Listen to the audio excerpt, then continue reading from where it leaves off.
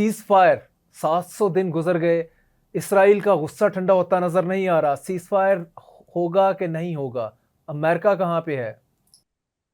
देखिए, this entire cease fire is predicated on community का, जो ग्लोबल कम्युनिटी है उसका रिएक्शन कैसे आता है। अभी जो उन्होंने एक लाइन क्रॉस किया है, रूबिकॉन क्रॉस किया है, उसके बाद यह देखना है कि हमारी जो इस्लामिक कंट्रीज हैं वो किस तरह से इसको काउंटर करते हैं और किस तरह से एक वन यूनिट या वन टीम के तौर पर रिस्पॉन्ड करते हैं। अभी एज ऑफ नाउ अगर आप बात करें क्या इसराइल क्या अपनी जो जारियत है उसके अंदर की डी एस्केलेशन या ऑफ रैंप लेकर आएगा, तो वो होता अभी फिलहाल तो नजर नहीं आता। उसकी वजह यह है कि अभी तक कॉन्क्रीट जवाब उनको कोई नहीं मिला। और अगर बुनियाद हम ये रखें कि जी वो कब खत्म करेंगे, तो वो तब तक खत्म नहीं करेंगे जब तक वो हमास को खत्म नहीं कर लेते। अब वो हमास को क्या समझते हैं, मेरे ख्याल वो सारे के सारे फलस्तीन को, जिस तरह से उन्होंने टाइम एंड टाइम अगेन उनके फॉरेन मिनिस्टर ने, उनके बाकी जो कैबिनेट मिनिस्टर्स है वो आगे बता चुके हैं कि उनके लिए जो फलस्तीन में पैदा हुआ बच्चा है वो भी एक थ्रेट है।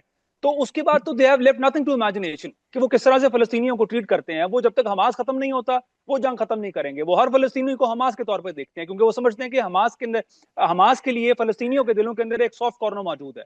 तो ये जंग तब तक खत्म नहीं होती जब तक मुस्लिम उम्मा जो है को बहुत कोजेंट रिएक्शन नहीं देती, and they do not go beyond words. ये खाली लफ्जी कंडेमनेशन से तो इसराइल के हाथ आप रोक नहीं सकते हैं। और इसके अंदर एक और बड़ा अफसोसनाक पहलू ये है कि अभी तक कोई फिस्कल कंस्ट्रेंट्स भी लाने की हमने कोशिश नहीं की है। अगर भी if we play by the same playbook जिससे अमेरिका खेल रहा है, तो वो क्या कहता है, वो कहता है जी फाइनेंशियल पावर, जो उसकी फाइनेंशियल फिस्कल पावर है उसको इस्तेमाल करता है कि जी ममालिक पे ट्रेड लगा दो या ममालिक पे टैरिफ लगा दो। तो इसराइल की प्रोडक्ट्स के साथ इस्लामी उम्मा ने क्या किया, मतलब पाकिस्तान को एक मिनट के लिए साइड पे करके आप इस्लामी उम्मा को कलेक्टिवली देखें, तो अभी तक कोई इस किस्म का आपका जारहाना कदम नहीं है जिससे इसराइल को कोई भी मैसेज पहुंचा हो। मुझे लगता है कि हमसे अच्छा जो इकदाम है, हमसे अच्छे कदम जो हैं वो यूरोपियंस लेते हैं।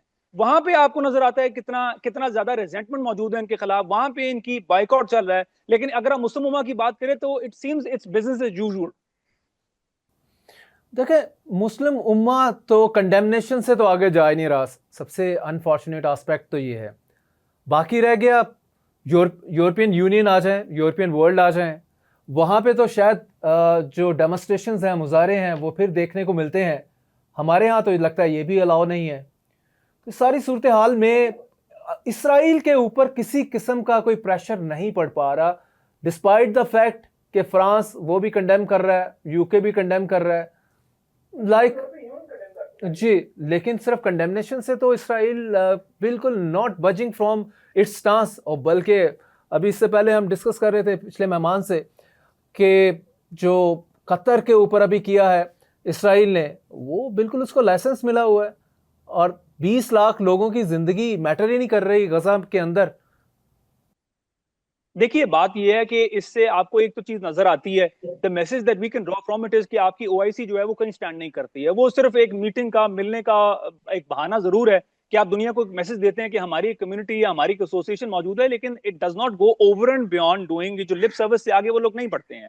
इसके अलावा अगली बात फिर यही है कि हम लोगों के मुस्लिम उम्मा के इंटरेस्ट बहुत डिवाइडेड है। हम लोग जो है वो आज के अंदर रह के सोचते हैं, इवन पाकिस्तान की अगर बात करें तो इस वक्त हमारी जो कंसिडरेशन है वो ये है कि अमेरिका के साथ ताल्लुकात खराब नहीं करने हैं। इसलिए आपको अपने मुल्क के अंदर भी जो धरने इससे पहले या रैलीज हुआ करती थी इसराइल के लिए, वो होते नजर नहीं आते, क्योंकि आपको लगता है वो स्पाइरल आउट ऑफ कंट्रोल कर जाएंगे, पॉलिटिकल एलिमेंट्स उसमें हाईजैक कर जाएंगे। दूसरा, आपकी जो कॉन्डमनेशन है उसमें अमेरिका कहाँ पे है, क्योंकि आपको पता है ये सबसे बड़ा बेटर जो है इस पूरी जंग का वो कौन है, वो अमेरिका है। उसके बारे में आप कौन बात करता है? कोई बात करता नजर आता है? पाकिस्तान ने कभी बात की हो?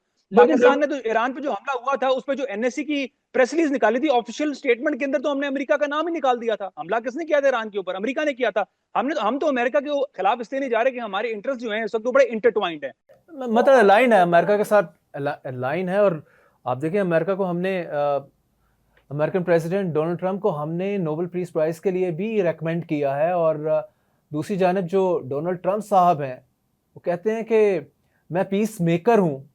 तो पीस मेकर हैं तो इसराइल को रोक क्यों नहीं पाए कि गजा की जो जंग एक तरफा जंग है बेसिकली, ये उसको क्यों नहीं रोक पाए? दे दें इसके बाद अगर वो इसको सीजफायर, परमानेंट सीजफायर करवा देते हैं। आप भी रेकमेंड करेंगे, शायद मैं भी रेकमेंड करूं कि डोनाल्ड ट्रंप साहब को पीस प्राइज मिलना चाहिए। देखिए, मेरे लिए cease fire is not the end of it. मेरे लिए जब तक ये सारे परपेट्रेटर्स को सजा नहीं होती है, अगर तो हम कहते हैं यूएनएससी हैड सम मीनिंग और या have some meaning, it is still relevant, तो मेरा ख्याल इन लोगों को सजाएं होनी चाहिए। मेरा ख्याल है कि Israel should be taught a lesson, और वो लेसन जब तक टीच नहीं, अभी वो सीज फायर के लिए नहीं एग्री कर रहा, आप सजाओं की तरफ जा रहे हैं। that is too big. یہ ایسا ممکن ایسا it's not possible. This is not possible. وجہ یہ ہے کہ آج اگر آپ اسرائیل کا ہاتھ روک بھی لیتے ہیں تو for how long? 10 دن 15 دن کے بعد وہ کوئی ڈرامہ آرکسٹریٹ کریں گے, دوبارہ چڑھ دوڑیں گے, کیونکہ میں نے آپ کو بتایا کہ ان کے لیے فلسطین کا جو خطہ ہے وہ اس کو صرف ایک جگہ پہ کارنر پہ کر کے that's it. غزہ کے اوپر قبضہ بھی تو کرنا چاہ رہا ہے اسرائیل نا, آپ کے سامنے ہی ہے.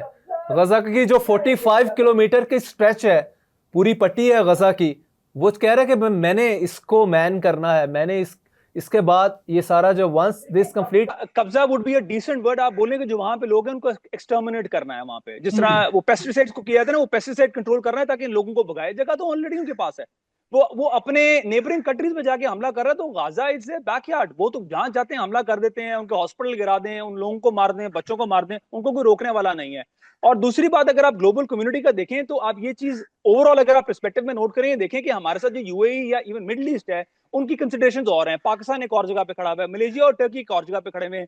جب تک ہمارے اندر اپنے اندر یونٹی نہیں ہوتی, جب تک ہمارے اپنے فائنینشیل انٹرسٹ الائن نہیں ہوتے ہیں, ہم ملک کے ساتھ, کسی بھی ملک کے ساتھ, بڑے ملک کے ساتھ لڑائی نہیں لے سکتے ہیں. ہمیں اپنے فائنینشیل انٹرسٹ کو, اپنے انٹرسٹ کو الائن کرنا ہے مسلم امہ کو, اگر ہم نے انٹرسٹ کو گارڈ کرنا ہے. انڈیا کی بات کریں تو انڈیا نے اسرائیل کو بھرپور طریقے سے سپورٹ کیا. وجہ یہ ہے کہ یہ جنگ اگر آپ بات کرتے ہیں تو آگے بڑھ کے پاکستان بھی اس لپیٹ میں آ سکتا ہے, کیونکہ ان کی لڑائی پوری اوور آل ریجن کی ہیجمنی کے لیے ہے اسرائیل کی. اس کے اندر آپ یہ نہ ازیوم کریں کہ یہ ایران پہ ختم ہو جائے گی یا یہ قطر کے اوپر جا کے حملہ کر کے ختم ہو جائے گی. اگر تو دے ہیو ٹیکن اٹ. دیکھیں آج جو یو این ایس سی کے اندر بات ہوئی وہ کیا بات ہوئی ہے, انہوں نے یہی بات کی ہے کہ آپ نے پاکستان کے اندر اگر تو اسامہ بن لادن کو رکھا تھا اور امریکہ نے اس کو مار دیا اور اس کی کنڈمنیشن نہیں ہے تو ہم بھی اپنے ٹارگٹس مارتے ہیں, تو اس میں آپ کو کیا اعتراض ہے؟ تو سوال یہ ہے دے یوزنگ اے ویری فلمزی ایکسکیوز, اور اس فلمزی ایکسکیوز کو ہمیں انٹرسپٹ کرنے کے لیے آگے بڑھنا ہوگا. اور امریکہ کو میں یہ نہیں کہتا کہ ہم جو ہے وہ آل گنز بلیزنگ کے طور پہ آگے بڑھے, لیکن ہمیں امریکہ کو بڑا کلیئر کٹ پیغام دینا ہوگا کہ اب اس کے بعد if there is something جو کہ اسرائیل کرتا ہے تو پھر Pakistan will have to step in.